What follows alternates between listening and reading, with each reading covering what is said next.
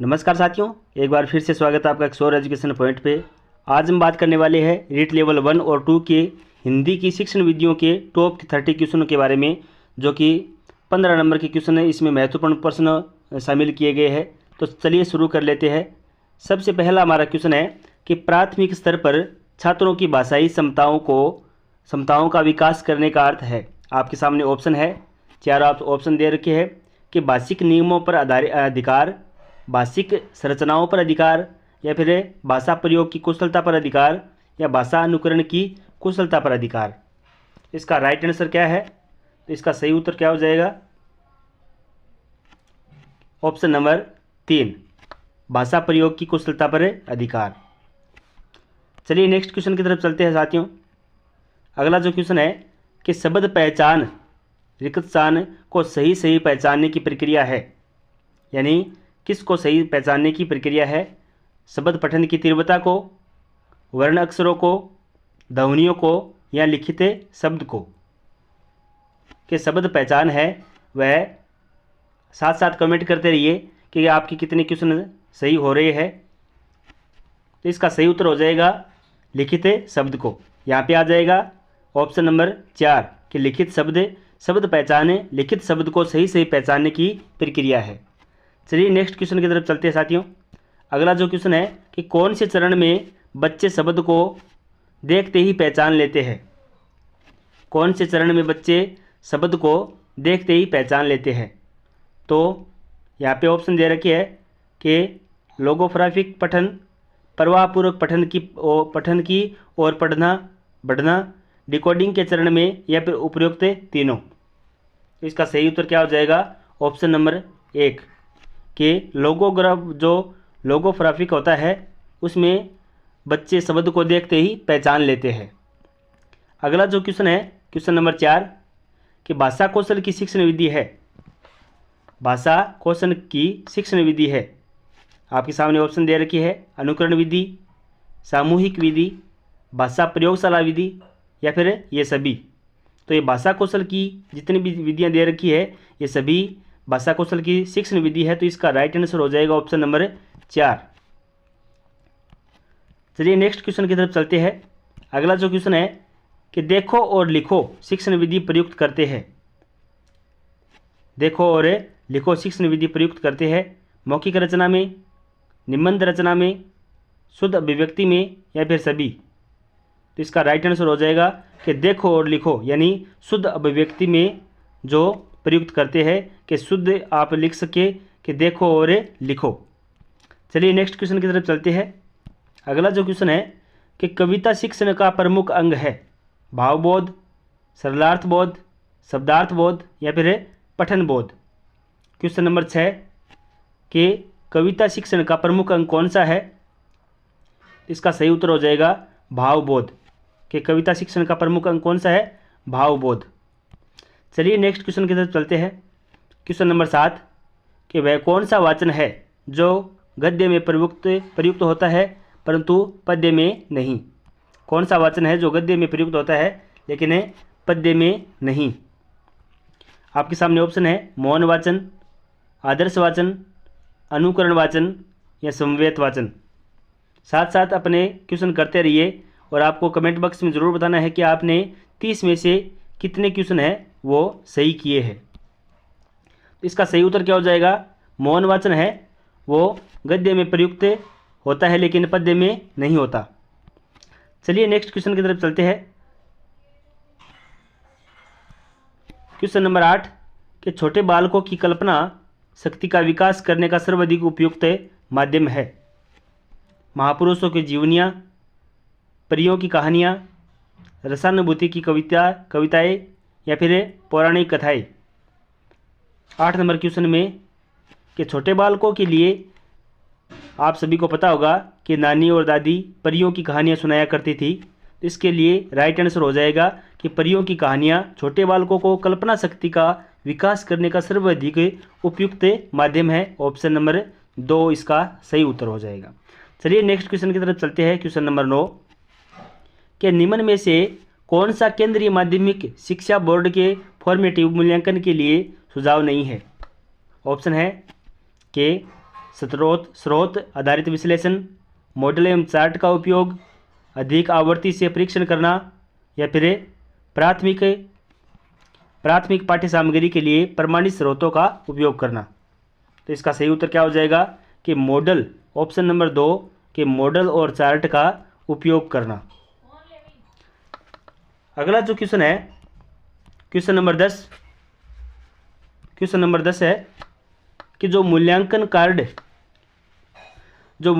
Card किसी पाठ्य पुस्तक के स्तर को निर्धारित करता है वह है, आपके सामने ऑप्शन है शेप्सन score card, Hunter score card, Anderson score card या फिर पीटरसन स्कोर कार्ड। जो मूल्यांकन है कार्ड किसी पाठ्य पुस्तक के स्तर को निर्धारित करता है। तो 10 नंबर क्वेश्चन में सही उत्तर हो जाएगा हंटर स्कोर कार्ड।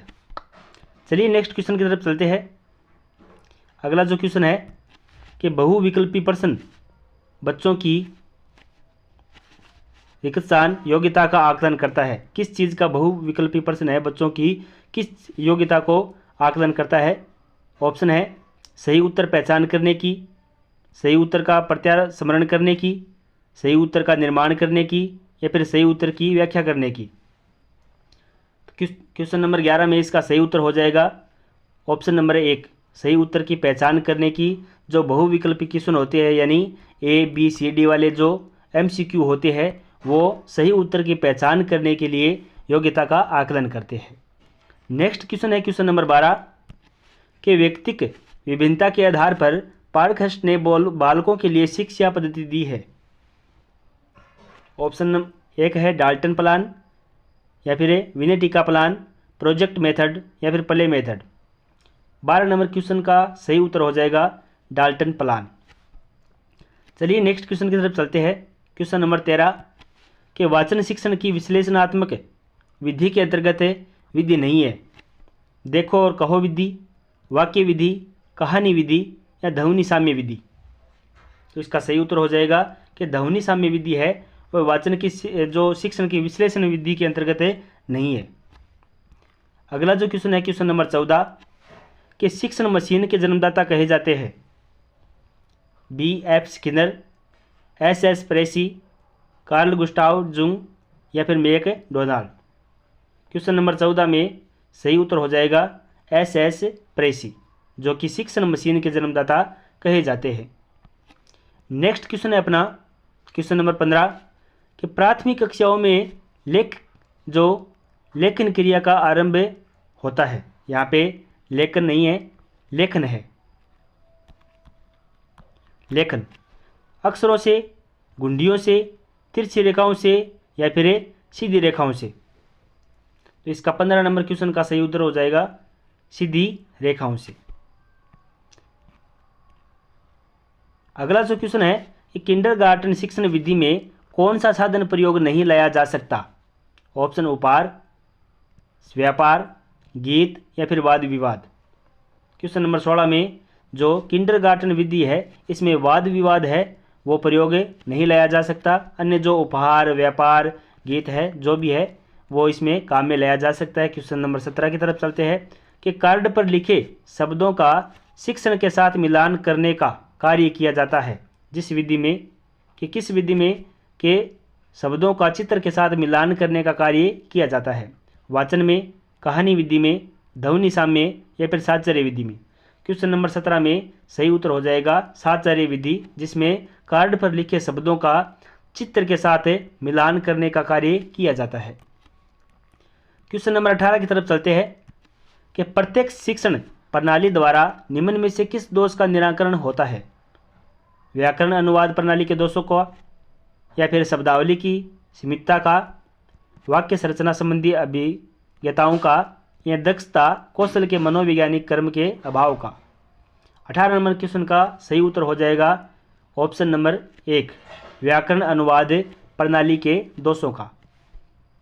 चलिए नेक्स्ट क्वेश्चन की तरफ चलते हैं। क्वेश्चन नंबर 19 के पहली और दूसरी कक्षा में बालक शिक्षण के साथ ही कला को समेकित करने का उद्देश्य नहीं है कि चित्रों के माध्यम से अभिव्यक्ति का विकास, बच्चों द्वारा आनंद प्राप्ति का, बच्चों के लेखन में परिपक्वता, या फिर बच्चों को रचनात्मकता का विकास।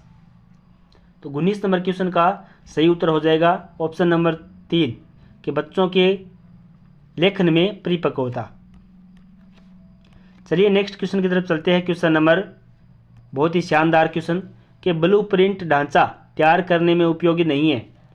आपके सामने ऑप्शन दे रखी है कि शिक्षक निर्मित सामग्री, शिक्षण के लक्ष्य, पाठ्य वस्तु के प्रकरण या फिर प्रश्नों के प्रकार। 20 नंबर क्वेश्चन का सही उत्तर क्या है? तो इसका सही उत्तर हो जाएगा ऑप्शन 1 कि शिक्षक निर्मित सामग्री है वो ब्लूप्रिंट ढांचा के तैयार करने में उपयोगी नहीं है। क्वेश्चन नंबर 21 की तरफ चलते हैं कि लिखना सिखाने के पूर्व बालकों को चित्रकला सीखनी चाहिए क्योंकि अक्सर भी चित्र है। इस मत का समर्थन किसने किया था? कि लिखना सिखाने से पूर्व पहले ही चित्रकला सीखनी चाहिए क्योंकि एक अक्सर भी एक चित्र है। इसका मत का जो समर्थन है वो किसने किया था? ऑप्शन 1 महात्मा गांधी, अरविंद घोष या फिर विवेकानंद या फिर विनोबा भावे। इसका सही उत्तर हो जाएगा महात्मा गांधी ने। Mahatma Gandhi is right answer. चलिए नेक्स्ट क्वेश्चन है कि लघु नाटिकाएँ किस प्रकार की सहायक सामग्री है? मौखिक या श्रव्य सामग्री, दृश्य साधन या फिर श्रव्य दृश्य साधन या उपरोक्त में से कोई नहीं। 22 नंबर क्वेश्चन का सही उत्तर क्या है कि लघु नाटिकाएँ यानी जिसमें देख भी सकते हैं और सुन भी सकते हैं। तो इसका राइट आंसर हो जाएगा श्रव्य दृश्य साधन। चलिए नेक्स्ट क्वेश्चन की तरफ चलते हैं। क्वेश्चन नंबर 23 कि मौखिक अभिव्यक्ति कौशल का विकास करने का सशक्त माध्यम है? विद्यालय पत्रिका, नाटक, वाद विवाद या फिर क्विज कार्यक्रम। क्वेश्चन नंबर 23 का सही उत्तर क्या है कि वाद विवाद के मौखिक अभिव्यक्ति का यानी बोलने की जो अभिव्यक्ति होती है उसका कौशल का विकास करने के लिए जो वाद विवाद जितना होगा बातों में उससे इसका सशक्त माध्यम बनता जाएगा। क्वेश्चन नंबर 24 की तरफ चलते हैं। नाटक शिक्षण में कक्षा अभिनय प्रणाली के उपयोग से क्या होता है? शिक्षकों और बच्चों का समय व्यर्थ होता है या फिर पात्रानुसार बच्चों द्वारा अभिनय से सीखने की प्रक्रिया में तेजी आती है, बच्चों पर विपरीत प्रभाव पड़ता है या उपयुक्त में से कोई नहीं। यानी नाटक शिक्षण में जो कक्षा में अभिनय होता है उसमें क्या प्रभाव पड़ता है। क्वेश्चन नंबर 24 का राइट आंसर क्या होने वाला है? तो इसका राइट आंसर होने वाला है ऑप्शन नंबर 2 कि पात्रानुसार बच्चों द्वारा अभिनय से सीखने का प्रक्रिया में तेजी आती है। क्वेश्चन नंबर 25 की तरफ चलते हैं कि प्रमुख भाषाई कौशलों के अंतर्गत इसमें कौन सा नहीं है? भाषाई कौशलों के अंतर्गत कौन सा नहीं है? बोलना, सुनना, पढ़ना या फिर लिखना। भाषाई कौशल के लिए क्या इसमें सही नहीं है? क्वेश्चन नंबर 25 का सही उत्तर हो जाएगा सुनना। क्वेश्चन नंबर 26 की तरफ चलते हैं कि भाषा शिक्षण की पद्धति नहीं है। किंडरगार्टन, मोंटेसरी, ड्रेकोली, अभिकर्मित अनुदेशन। 26 नंबर क्वेश्चन का सही उत्तर हो जाएगा अभिकर्मित अनुदेशन। क्वेश्चन नंबर 27 की तरफ चलते हैं कि भारतीय संविधान के किस अनुच्छेद में प्रावधान है कि प्राथमिक शिक्षा का माध्यम मातृभाषा होना चाहिए? यानी किस अनुच्छेद में प्रावधान है कि प्राथमिक शिक्षा का जो माध्यम है वो मातृभाषा होनी चाहिए। क्वेश्चन नंबर 27 का सही उत्तर क्या होने वाला है? आपके सामने ऑप्शन दे रखे हैं 343, 243 का है या फिर 350 का है या फिर 40। 27 नंबर क्वेश्चन का सही उत्तर है 350 का है, जिसमें बताया गया है कि प्राथमिक शिक्षा का माध्यम है वो मातृभाषा होनी चाहिए। चलिए नेक्स्ट क्वेश्चन की तरफ चलते हैं। क्वेश्चन नंबर 28 भाषा के अभिव्यक्त्यात्मक कौशल नहीं है? बोलना, लिखना, उपयोग दोनों या फिर इनमें से कोई नहीं। 28 नंबर क्वेश्चन का सही उत्तर क्या है कि भाषा के अभिव्यक्तात्मक कौशल नहीं है, बोलना भी है, लिखना भी है। तो इसका सही उत्तर हो जाएगा ऑप्शन नंबर 4 कि इनमें से कोई नहीं।